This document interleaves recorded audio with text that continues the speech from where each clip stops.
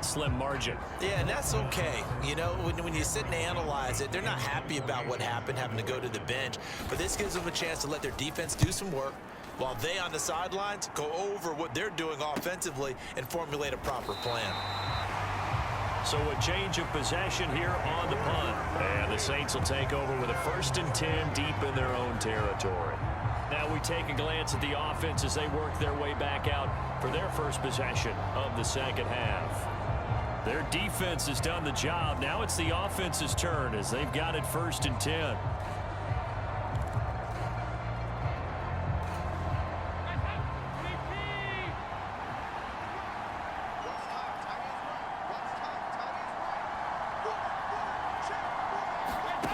Passing, it's Dalton. That's taken in by Callaway. And he's dropped just shy of the 25 at the 24. The drive starting with a 1st down, 11 yards on that pickup. It's a nice completion, a little bit of run after catch as well to create the yardage that they got. But it is so tough to cover that route, the drag route, because they run it at varying speeds. Because the key is to create hesitancy on the defender's part. Always so empathetic for those DBs, aren't you? Now left side, a completion to his tight end. And he gets this up to the 34 out of bounds there. When you execute a drag or a crossing route really well and give them a chance to let it develop a little bit, you can gain some significant yardage hitting your tight end on that one. A good gain on 1st has him set up with 2nd and just a couple of inches now from the 29.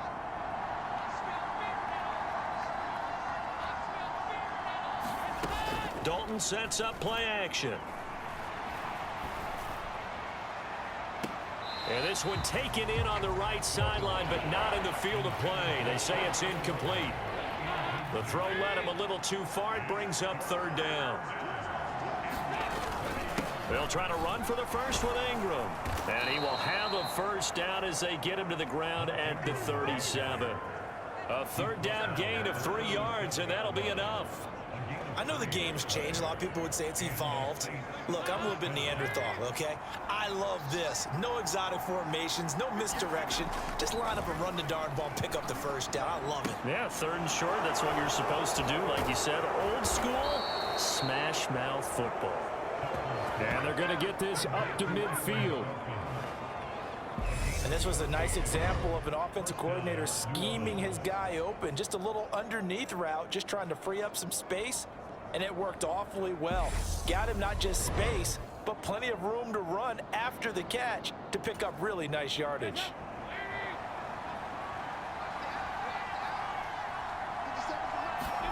From midfield here, Dalton. There goes a deep ball, end zone. And that'll be incomplete as it's knocked away. But a penalty flag is down. So who's this going to be on?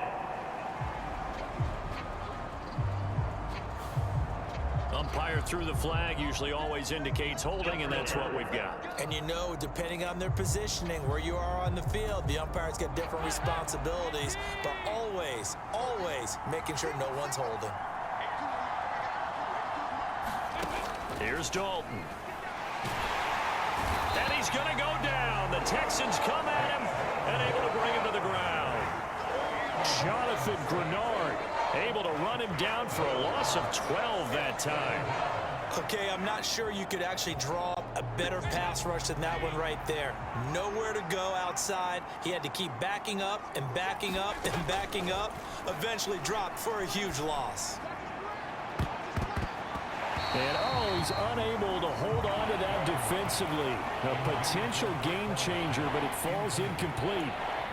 We've seen these defenses make enough opportunistic plays to keep this one low scoring. Flying around, making plays on the ball, and we see yet another errant throw as a result. Now on 3rd and forever, he'll look to throw. He's going to float this one deep right side. And that nearly the pick that they needed. He couldn't pull it in, though, and it's 4th down. Here comes the Saints punter now, as he's on to punt for the first time tonight.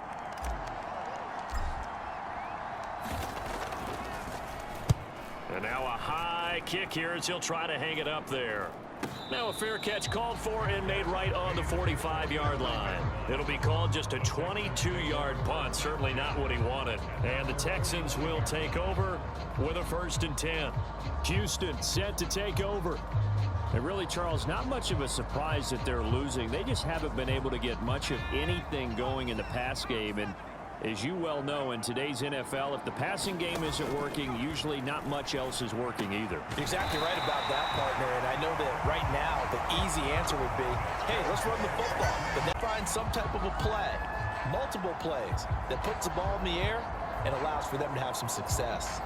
Well, that's always a good place to throw it just because he's one of the biggest targets not only on this team but in the National Football League. And you and I both know the quarterbacks love these large-body tight ends, and why not? Nowadays, they're really wide receivers who are just taller and have a little bit more weight. These guys catch the football, make big plays downfield. In the old days, we wanted them to block. Now coaches want them to catch the football first. A good action to this point in the 3rd quarter. Just a 3-point game. 2nd and 10. Burkhead going to run straight ahead here. And that one opened up for him well as he'll take this down to the 26-yard line.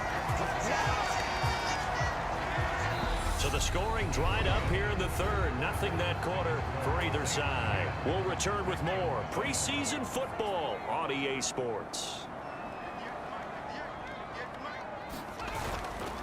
1st down, they go back to Burkhead. Credit the tackle to Kentavious Street, the product of NC State. Early down stuff to put this offense in a precarious position. We know that securing the point of attack, especially against the big-bodied guys in the middle of this D, has got to be priority 1. On 2nd and 9, Allen. And that throw behind his man. He missed him. Incomplete. A misconnection there. He's hit on just 50% of his passes thus far. That's not where you want to be. Now you see the evolution of the game. You go back to the quarterbacks of old, 50% would be terrific because they threw. And it's intercepted at the goal line.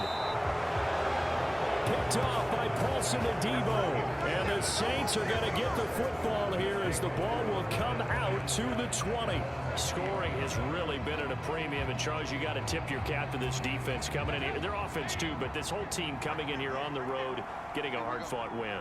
I think the way that they're finishing this one up, an exclamation point on a terrific game. As you noted, hard for them to put points on the board, and they hold them down one more time and finalize things.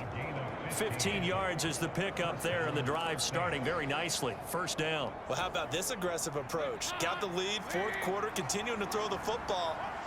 Are you thinking about Super Bowl 51? Atlanta had the lead against New England, and they ended up giving it up? I was going to say don't say it, but you did say it. I did, didn't I? Yeah, anybody watching Atlanta, our apologies.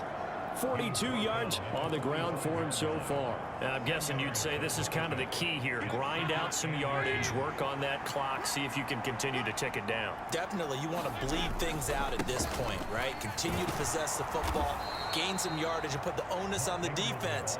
Do they have to use timeouts? What are they going to do to stop you? You're taking charge. A gain of 5, good enough for the 1st down. Well, it is our business to analyze what we saw out there, and on that play, I saw a defense staying in base, not taking a chance, not blitzing, in a situation where they absolutely need the football back. That's either a case of overthinking it or not thinking it through. If you do blitz, do you have to be careful about where you're coming from, or are you just coming from all angles? You have to be careful about where you're coming from, obviously, but at this stage, you have to take a few chances as well. This is something you got to be wary of defensively. I mean, just because they're in the mode of trying to burn some clock doesn't mean they won't pass it, and they got good yardage out of that one. Yeah, and really, when you're looking at it, now they've got a fresh set of downs. Look for 2nd down. If they want to take another shot and try and loosen things up, that'd be the time to do it. And they're going to work this down to about the 32-yard line. Right there, he rose to the occasion late in a close game. It's something he thought about, dreamed about, and worked on throughout his career. Because in these types of situations, he wasn't going to allow extra coverage to keep him from getting the football. And he'll be brought down at the 27-yard line. A gain of 5, good enough for the 1st down. How about this offensive line? They're really starting to establish themselves, take over this game. And before the series began, I know exactly what was said in the defensive huddle. Guys, we got to get no less than a 3-and-out. Let's get off the field. Instead, they can't find any traction towards doing that. Right now, they're just getting muscled all over the field and getting pushed down it. And that's going to wind up incomplete. However, we do have a flag down. Let's check in with our referee. So apparently some grabbing there in the middle of the O-line. I've often wondered why that doesn't happen more often for guys that play center. Having to snap the ball and then trying to get your hands into the proper position, that's difficult to do. He got caught that time. Throwing on first down, but this one winds up to be incomplete. I know at times people think we use it too often, but you've got to be able to throw guys open. And when you read zone, you've got to stick it in there before your receiver gets to the next guy in the zone. Otherwise, you bring him into the play. And that's precisely what allowed that defense to disrupt the pass. And he's going to have to protect the football and take his lumps here at this stage of the game as they stop him behind the line. Just a 1-yard loss that time, but that's not what they needed. Now they're dealing with a 3rd and long. So it's Saints football as we get you reset. They're facing a critical 3rd down now as they try to hold on to this lead.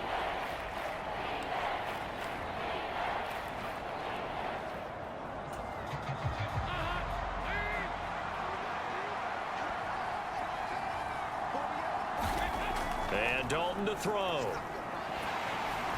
And he can't get a throw away. He's taken down. And now right out of the 2-minute break, we'll get a timeout used defensively with 1:56 to go. So a big one coming now for Will Lutz. This to swell the lead to 6.